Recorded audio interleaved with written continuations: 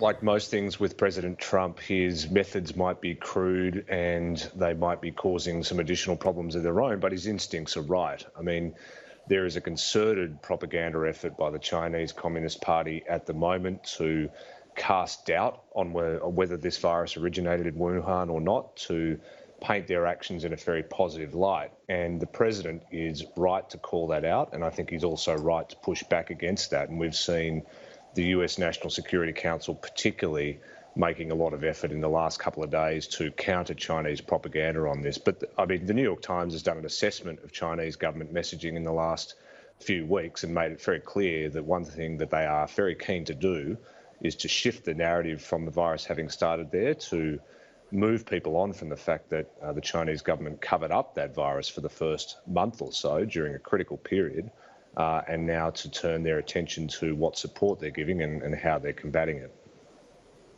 Yeah, typical sort of Chinese soft power. Good on them for providing medical support and supplies for countries that don't need them. But as you say, and perhaps right now is not the time to delve right into this when you talk about global cooperation, but me and you aren't responsible for that, James, that they did delay on this, they did try to cover it up, and people were leaving China at the time. When we go back and trace this thing and how it got to parts of the US, all roads lead to China.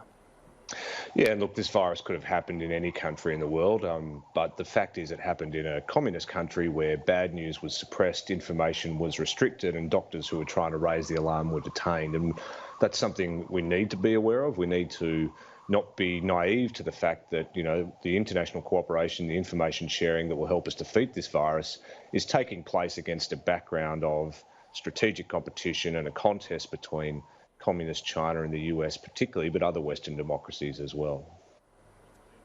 Yeah, you said, as you said, could have happened anywhere. I guess the issue is these Chinese wild animal markets, which I think during the past couple of months Xi Jinping said will be shut down. You'd certainly hope so. The other thing I want to talk about in terms of Australia, James, we're talking about faith in governments right now and this importance of people heeding messages.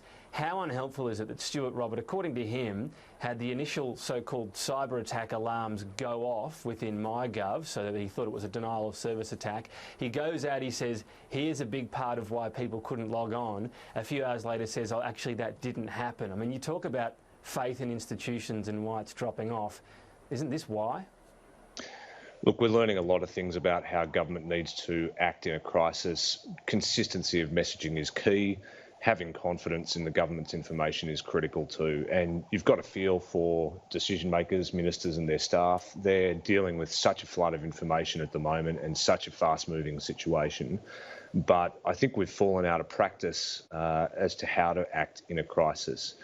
Making statements that you then have to walk back is entirely problematic. I think there's a lot we've got to learn about how we maintain continuity of government.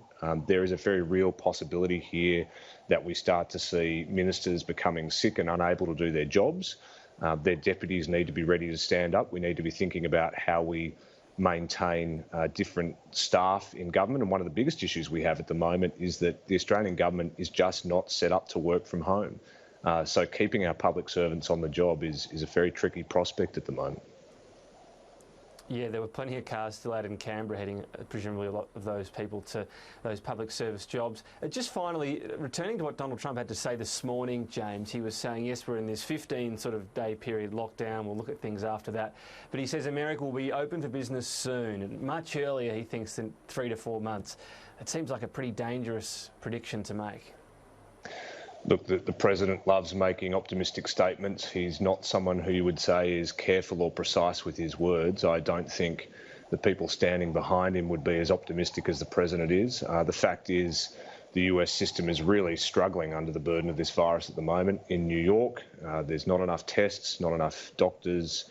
That system is really creaking at the seams. So the idea that we're going to have the US economy back to normal in 3 to 4 weeks, I think, is pretty laughable at this point.